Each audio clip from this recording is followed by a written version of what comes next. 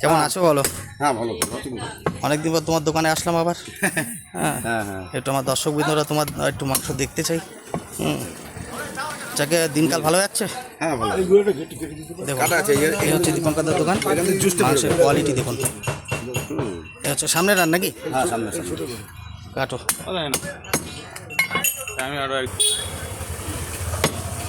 আজকে তো রথের দিন নাকি? হ্যাঁ হ্যাঁ রস। কাকা কি খবর তোমার? আমার খবর সবসময় ভালো। সব সময় ভালো। দেখুন দিন বন্ধুরা, তো বাজার খারাপ না, বাজার খারাপ না। দুটো মাল বেরিয়ে গেল কাটবো। এত সকাল সকাল?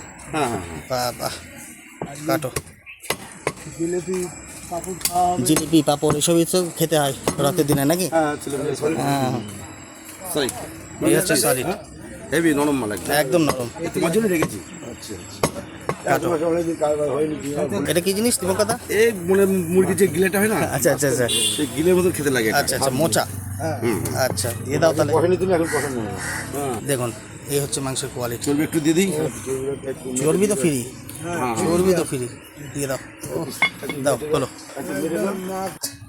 বেটে দিচ্ছি না।